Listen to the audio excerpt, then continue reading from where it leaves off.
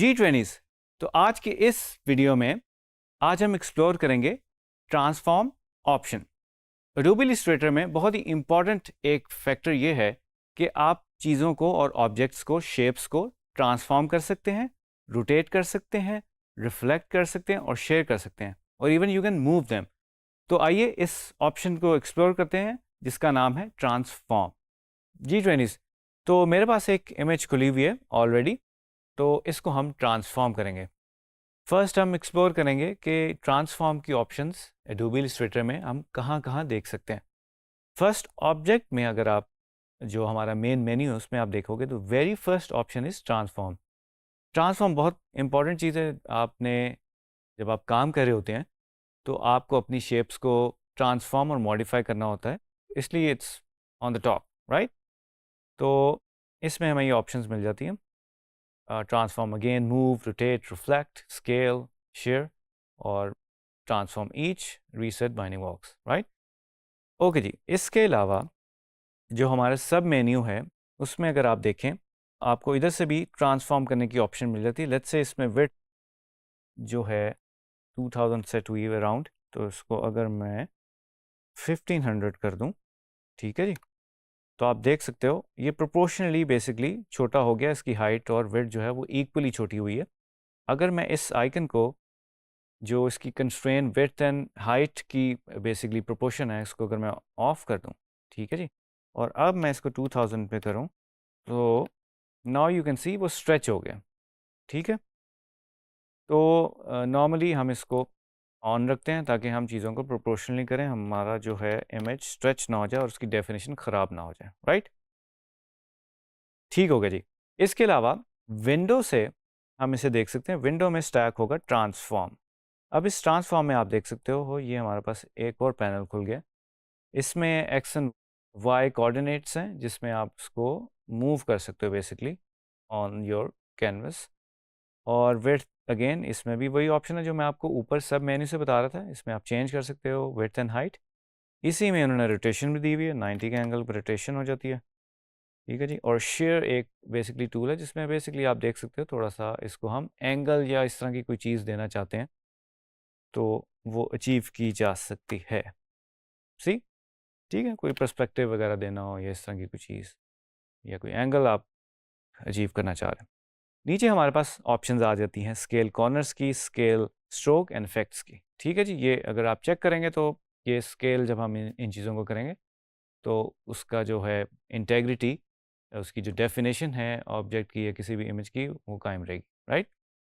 ख़ास तौर पे वेक्टर में जब हम स्ट्रोक के साथ काम कर रहे हैं, अगर आपने स्ट्रोक को कोई 2 पॉइंट दिया हुआ है और उसको हम छोटा बड़ा कर रहे हैं तो वो इंटैक्ट रहेगा, राइट। अच्छा जी, इसके अलावा ये वाली ऑप्शन जो हम इधर से एक्सप्लोर कर रहे थे ये भी आपको मिल जाएगी अगर हम इसको प्रोपोर्शनली करना चाहते हैं, ठीक है जी। ये हमने देख लिया। नाउ वन मोर ऑप्शन जो बड़ी क्विक होती है, आपने इमेज को क्लिक किया, राइट क्लिक किया, इसमें हमें ट्रांसफॉर्म की ऑप्शन मिल जाती है। तो इधर से भी आप कर सकते हैं। फर्स्ट हम मूव को एक्सप्लोर कर लेते हैं। मूव में आप देख सकते हैं we have these options. Position की बेसिकली, मूव का क्या मतलब है, हम उसको पोजीशन कर रहे हैं। तो ये एक तरह के वो जो हम देख रहे थे एक्स वाई कोऑर्डिनेट्स, उसी तरह से वर्क करेगा। इसको लेट्स से मैं कोई वैल्यू दे देता हूँ 50, तो ये मूव कर गया, ठीक है जी। और इसको मैं देता हूँ 60, एंटर प्रेस करता हूँ तो ये बेसिकली पैनल बंद हो जाएगा। तो you can jump between these tabs. तो डिस्टेंस भी आप चेंज कर सकते हो। मैं थोड़ा सा इसको साइड पे कर लेता हूँ ताकि, बल्कि हम इसको पहले इधर कर लेते हैं ताकि हमारे पास जगह बन जाए जनाब। ये ठीक है जी। अब डिस्टेंस को मैं चेंज कर रहा हूँ तो डिस्टेंस चेंज हो गया, ठीक है। एंगल मज़ेदार, ये एक डायल बना हुआ है, ये आप देख रहे हो। ये मूव कर रहा है पोजीशन बेसिकली अपनी, ये रोटेट नहीं कर रहा है, ये अब याद रखिएगा, ठीक है जी। इसको ओके कर दिया। फिर अब नेक्स्ट ऑप्शन देखते हैं। नेक्स्ट ऑप्शन इज़ रोटेट, ठीक है जी। रोटेट में भी आपको एक डायल मिल जाएगा। लेट्स से आप बिल्कुल एग्जैक्ट पेन पॉइंट 45 के एंगल पे इसको रोटेट करना चाहते हैं, आपको ये इंडिकेशन मिल रही है, तो आपको ये मिल जाएगा। ये 45 के एंगल पे ऊपर जाता हुआ मिल जाएगा आपको हेलीकॉप्टर। और रोटेट की बेसिकली टूल बार में भी आपको ऑप्शन मिल जाती है अगर आप आर प्रेस करें तो, बट ये एक टूल है, अभी हम सिर्फ ट्रांसफॉर्म के थ्रू इसको कर रहे हैं। जनाब, अब हम आते हैं रिफ्लेक्ट पे। रिफ्लेक्ट का क्या मतलब है इसका, मैं प्रीव्यू ऑफ करता हूँ। आप देख रहे हो कि एंगल पे उसने रिफ्लेक्ट किया, आप इसको हॉरिजॉन्टली कर सकते हो। अब ये एक्सिस पे होगा, ये हॉरिजॉन्टल एक्सिस पे करना चाहते हैं या वर्टिकल पे करना चाहते हैं। तो अगर मैं प्रीव्यू ऑन कर लूँ 90 के एंगल पे, तो आप देख रहे हो ये वर्टिकली रिफ्लेक्ट हो गया, राइट।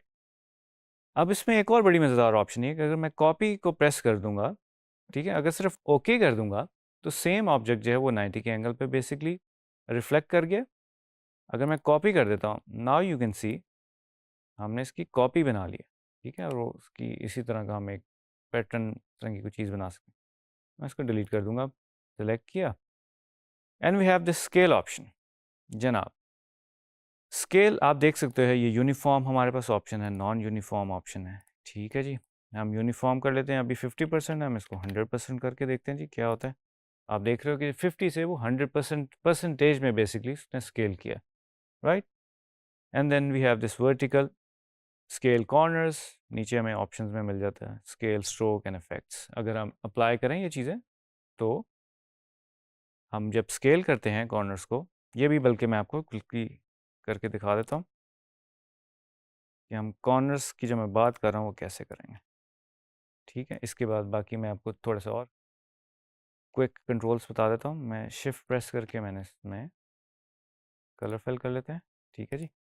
डायरेक्ट सिलेक्शन टूल से आप देख सकते हो ये राउंड एक सर्कुलर से कॉर्नर की आपको एक राउंड सी शेप बनी हुई है सर्कल सा। इसको अगर मैं ड्रैग करूँ तो आपको देखने 4 कॉर्नर जो हैं वो इनवर्ड्स सॉफ्ट हो रहे हैं, राइट। और इसमें हम स्ट्रोक भी अप्लाई कर देते हैं quickly. You can see this, मैं इसको ज़रा थोड़ा सा बढ़ा देता हूँ so you can see it. 18 कर देते हैं, ठीक है जी। ट्रांसफॉर्म में गया, स्केल, ठीक है जी। अगर मैं इसको ऑफ करूं और इसे हम ओके करते हैं, आप देख सकते हो कि जो है उसने स्केल्स को कैसे किया, राइट। इसकी हम एक दो कॉपीज बना लेते हैं बल्कि, ठीक है जी। अब वैसे भी देख सकते हैं कि अगर मैं ऑल्ट शिफ्ट दबा के करूं, तो सी वो एक सर्कल फॉर्म बन रहा है, और वो उसका जो कॉर्नर की जो उसका कर्वेचर है वो उसको इंटैक्ट नहीं रख रहा, ठीक है, स्केल में, राइट। तो इसी तरह अगर मैं इसको राइट क्लिक करूं और मैं इसको स्केल करूं, और मैं ये ऑप्शन ऑन नहीं कर रहा, अभी मैं इसको 50% पे कर रहा हूँ, ठीक है। नाउ यू कैन सी उसकी जो कॉर्नर की आप समझ लो एक कर्व था, वो उसने मेंटेन नहीं रखा, ठीक है। ऑन द अदर हैंड मैं इसको भी कर लेता हूँ क्विकली, ट्रांसफॉर्म, स्केल, और अगर मैं ये दोनों ऑप्शंस ऑन करके रखूँ, नाउ यू कैन सी जो हमने पहले से उसको एक थोड़ा सा कर्वेचर और उसका कर्व दिया था, वो उसने इंटैक्ट रखा हुआ है। तो ये ऑप्शंस भी हमने देख ली, ठीक है, हो गया जी। ओके करते हैं। अब क्विकली ये बता देता हूँ कि शिफ्ट प्रेस करके अगर मैं करूँ तो मैं ये कॉर्नर से कर रहा हूँ, ठीक है जनाब। अगर मैं ऑल शिफ्ट दबाऊँ और आप देख रहे हो सेंटर में एक सर्कल बना हुआ है जो एंकर पॉइंट है बेसिकली। अगर हम रोटेशन देते हैं इसको आर प्रेस करने से, तो आप देख रहे हो तो वो सेंटर में एक चीज़ बनी हुई है। मैं इसे कंट्रोल जी करूँगा, और एक और चीज़ एक्सप्लोर करने वाली ये है कि अगर मैं इसके कॉर्नर पे आता हूँ, नाउ यू कैन सी एक एक्सपेंडेड आइकन बन आपको नज़र आ रहा है जो इसको स्ट्रेच करेगा बेसिकली। और थोड़ा सा बाहर निकलता हूँ और ज़्यादा बाहर निकल जाता हूँ तो वो ख़त्म हो जाता है। अंदर आता हूँ तो ये एक रोटेशन का हमें दे देता है, और शिफ्ट दबा के अगर मैं लेट्स से करता हूँ, उसको मैं थोड़ा सा जूम आउट करता हूँ, तो ये 45 के एंगल 90 के एंगल पे आ गया, ठीक है जी। वो अगला 180 270 360। तो ये जनाब हम इसको इस तरह से रोटेट कर सकते हैं ईजीली, ठीक हो गया। And now you can see हमारे पास मिड पॉइंट्स भी हैं कुछ। अगर मैं इसको करने चाहूँ स्ट्रेच, तो ये इधर से एक बेसिकली इसकी जो एक वॉल है या एक साइड है वो एक्सपेंड हो रही है, ठीक है जी। अगर मैं शिफ्ट प्रेस करके करूँ, तो आप देखेंगे चारों तरफ से इक्वली वो स्केल हो रहा है। अगर मैं ऑल दबा के करूँ, तो ये सिर्फ दो साइड्स को करेगा, राइट। अभी हॉरिजॉन्टली कर रहा है, वर्टिकली करना चाहता हूँ, तो ड्रैग करूँगा मैं इसको ऑल्ट प्रेस करके, ये हो गया जी, ठीक है जनाब। ओके जी। अब हम अपना हेलीकॉप्टर वापस ले आते हैं खूबसूरत सा। अब जो हमारी एक और ऑप्शन रह गई थी शेयर की, उसको एक्सप्लोर करते हैं। और now you can see already कुछ वैल्यू डली हुई थी तो उसने उसके मुताबिक कर दिया। अगर मैं प्रीव्यू ऑफ कर देता हूँ तो वो उसमें चेंजेस नहीं आएंगी। तो आप ये भी ज़रूर ख्याल रखिएगा, हो सकता है आप वैल्यूज़ इनपुट इसमें आ रही हो, वैल्यूज़ डाल रहे हो, लेकिन चेंजेस ना हो रही हो, तो you can get live preview. Okay ji, इसको हम 60 कर देते हैं। सो वी हैव एक्सिस, हमारे पास हॉरिजॉन्टल और वर्टिकल एक्सिस भी है, इस पर भी हम इसको एंगल को चेंज कर सकते हैं। ठीक है जी। तो और ये डायल बना हुआ है खूबसूरत सा, इसको भी आप मूव अराउंड कर सकते हैं, साथ साथ प्रीव्यू भी देख सकते हो। ठीक है जी। और ये 60 को मैं थोड़ा सा कम कर देता हूँ, 40 कर देते हैं ताकि हमें। सो जनाब, ये हमने आज ट्रांसफॉर्म की जो ऑप्शन है एडोबी इलस्ट्रेटर में वो एक्सप्लोर की। हमने इसको मूव किया, हमने रिफ्लेक्ट किया, रोटेट किया और शेयर किया। तो आई होप आपकी थोड़ी सी अंडरस्टैंडिंग बिल्ड होगी और आप मज़ीद इसको एक्सप्लोर करेंगे। Thank you.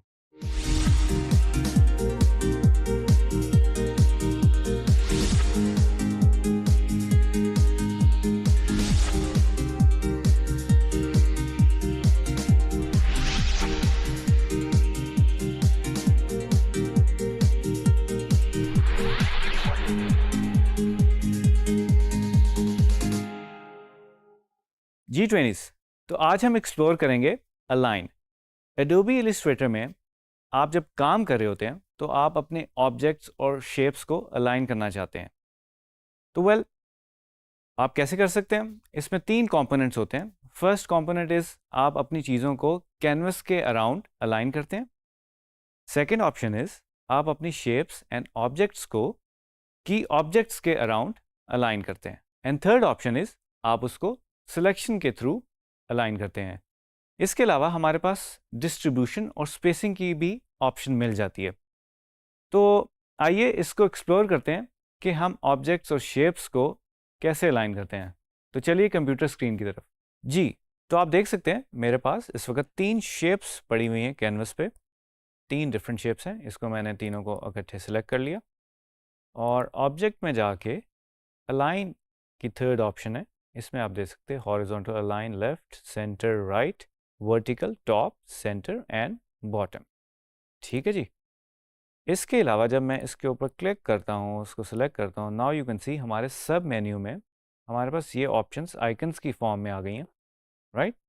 ये सारी जो हॉरिजॉन्टल, वर्टिकल और जो एक और ऑप्शन हमें मिल रही है वो है डिस्ट्रीब्यूशन की, कि हम 3 ऑब्जेक्ट्स को जो अभी हमारे पास पड़े हैं, आपके पास ज़्यादा भी हो सकते हैं, कम भी हो सकते हैं, उनको आप कैसे डिस्ट्रीब्यूट करते हो स्पेसिंग वाइज। और इसमें हमारे पास वर्टिकल ऑप्शन है, हॉरिजॉन्टल ऑप्शन है। इसके अलावा जो आप इसके साथ एक ऑप्शन देख रहे हैं जो बड़ी इंपॉर्टेंट ऑप्शन है, जो हम आज देखेंगे, that is align to selection, align to object and align to artboard. ठीक है जी। एक और ऑप्शन है विंडो में, हमेशा आप देखते करें विंडो के अंदर बहुत कुछ ऑप्शंस हमें मिल जाती हैं। इसमें भी हम देख सकते हैं कि हमारे पास थर्ड ऑप्शन है अलाइन की। अगर मैं शिफ्ट F7 प्रेस करूँगा विंडोज़ पे तो यू कैन सी ये हमारे पास एक पैनल और खुल गया। तो इसमें हमें मज़ीद ऑप्शन नज़र आ रही हैं। आप देख सकते हैं सब मेन्यू में थोड़ी सी कम है हमारे पास। आप देख सकते हो थर्ड रो के अंदर हमारे पास डिस्ट्रीब्यूशन स्पेसिंग की भी ऑप्शन हमें मिल जाती है, राइट। और हमारे पास उसी तरह से align to artboard, align to selection and align to key object. ठीक है जी। ये मैं अभी आपको थोड़ा सा फर्दर स्टेप बाय स्टेप बताता हूँ। वेल, हम स्टार्ट करेंगे अलाइन टू आर्टबोर्ड से। सबसे पहले इस पर मुझे ये आइकन को प्रेस करना पड़ेगा ताकि ये हम इसको एक्टिव या एनेबल कर सकें। और ऊपर से मैं स्टार्ट करूँगा। अब हम इसको हॉरिजॉन्टली अलाइन कर रहे हैं, ठीक है जी। और ये लेफ्ट अलाइन कर रहे हैं। आप देख रहे हैं जो आर्टबोर्ड जो मैंने प्लेस किया हुआ है उसके बिल्कुल कॉर्नर लेफ्ट पे जाके वो अलाइन हो गया। Same goes for the right. आप देख सकते हो राइट पे लाइन हो गया। अब मैं सेंटर में करता हूँ तो बिल्कुल कैनवस के सेंटर में आ गया। ओके जी। अब मैं इसको टॉप पे लाइन करना चाहता हूँ वर्टिकली, जो आपकी इसकी टॉप है और बॉटम है। हमसे टॉप पे करते हैं। आप देख सकते हो ये क्या हुआ। द रीज़न बीइंग इज़ ये जो हमारी शेप और ऑब्जेक्ट्स हैं वो ग्रुप नहीं है, ठीक है जी। वो अलग-अलग एक शेप थी जिसकी वजह से सारी शेप्स जो हैं वो टॉप पे लाइन होगी। इफ़ यू वांट, अगर आपको चाहिए कि इस तरह ही कि आपको एक ऑप्शन करनी है तो दैट इज़ फाइन।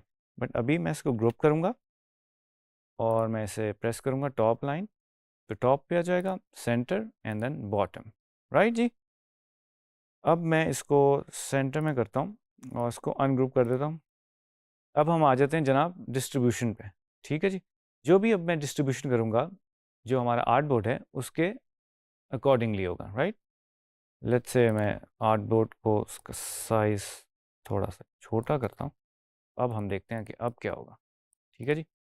अब मैं थोड़ा सा इसको इधर उधर करता हूँ ताकि हम देख सकें कि क्या चेंजेस आती हैं, ठीक है जी। अनइवन कर दिया मैंने इसकी जो डिस्ट्रीब्यूशन है। अब मैं इसको अगर करूँ वर्टिकली, तो आप देख सकते हो ये आर्ट बोर्ड के मुताबिक उसने किया। जो सबसे नीचे वाला था वो बॉटम के साथ प्लेस हो गया, जो टॉप पे था वो टॉप पे, और जो सेंटर में था वो सेंटर में आ गया, ठीक है जी। और इसको अगर मैं लेफ़्ट अलाइन करूँ और राइट अलाइन करूँ, तो ये इस तरह से वर्क करेगा।